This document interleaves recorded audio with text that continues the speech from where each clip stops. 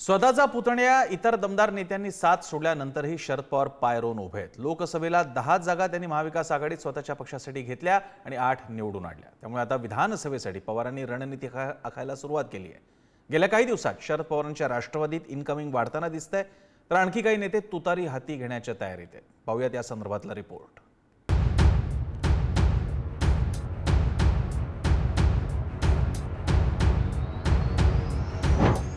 गडचिरोलीमधील आत्राम राजघराण्यात फूट पडली आहे। मंत्री धर्मराव बाबा आत्रामांविरोधात त्यांच्या लेकीनं तुतारी फुंकली आहे। भाग्यश्री आत्राम यांनी अजित पवारांची साथ सोडत शरद पवारांच्या राष्ट्रवादीत पक्ष प्रवेश केलाय।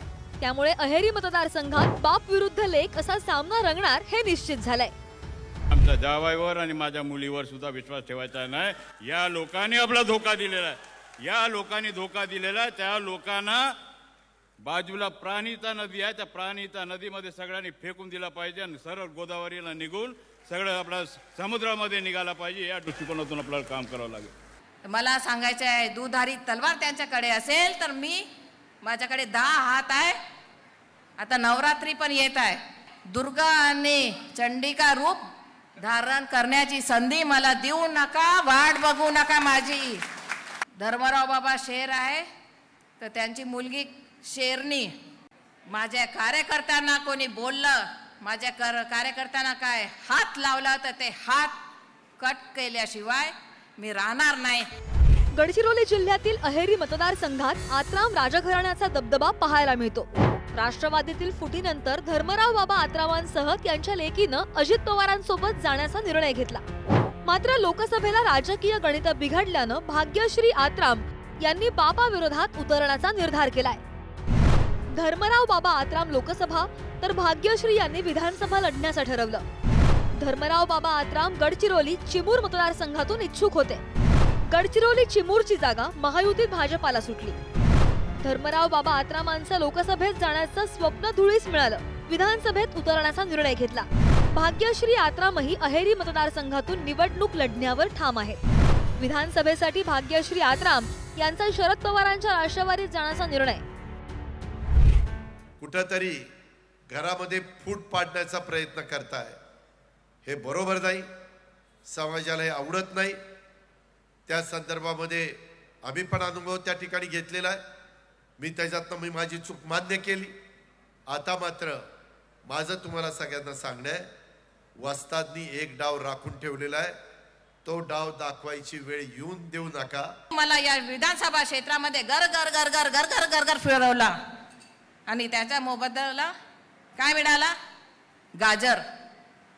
जे बीजेपी सरकार गाजर दाखवत आहे तसं गाजर मला पण दाखवता आला। दादा त्यांनी मला म्हटले की वस्तादांनी एक डाव राखून ठेवलेला आहे, मी जे चूक केली ते तुम्ही काय करू नका।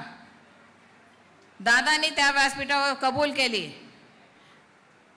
मला दादा ज्ञान शिकवतायत। लोकसभा निवडणुकीत शरद पवारांच्या राष्ट्रवादीनं दमदार कामगिरी केली।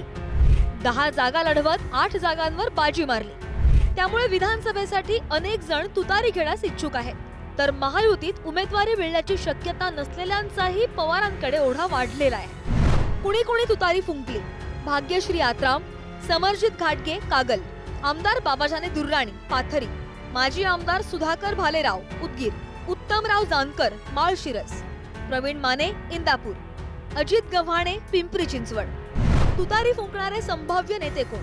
भाजपा नेते हर्षवर्धन पाटील, भाजपा आमदार रणजित सिंह मोहिते पाटील, जुन्नरचे राष्ट्रवादीचे आमदार अतुल बेनके, माढ्याचे राष्ट्रवादीचे आमदार बबनदादा शिंदे, फलटणचे आमदार दीपक चव्हाण, भाजपा माजी आमदार प्रशांत परिचारक, भाजपा नेते अभिजित पाटील, भाजपचे माजी आमदार मदन भोसले, कोपरगावच्या भाजपाच्या माजी आमदार स्नेहलता कोल्हेंचे पुत्र विवेक कोल्हे, नरहरी झिरवाळ यांचे पुत्र गोकुळ झिरवळ, भगीरथ भालके, माजी आमदार विलास लांडे। एक बाप ने आपको भला ही छोड़ूंगा, लेकिन दूसरा बाप शरद पवार के नाम का वो आपके पीछे आपको आशीर्वाद देने के लिए खड़ा है। और हमारे राष्ट्रवादी कांग्रेस के सभी सहकारी जयंतराव मैं और सभी लोग आपके साथ में, भाई के साथ में, आपके साथ में साथ मिलाने के तैयार है, क्योंकि आपको डरने की बात नहीं। ठीक आहे, नवीन वडील त्यांनी शोधला असेल आपल्याला वडील आपल्या स्वतःच्या वडिलाला सोडून नवीन वडिलाला शोधलेलं आहे, चांगलं आहे. बघू काय करतात ते. ठीक आहे, जे आता त्यांनी बोलला आवेशातून बोलला, कोणीतरी चढवलं की काय झालं ते वेगळी गोष्ट आहे. बघू. एकनाथ शिंदे आणि अजित पवार सत्तेत असल्यानं अनेकांना महायुतीत उमेदवारी मिळण्याची शक्यता नाहीये. त्यामुळे आपल्यावर अन्याय होत असल्याचं कारण देत अनेक नेते शरद पवारांचा धावा करतात.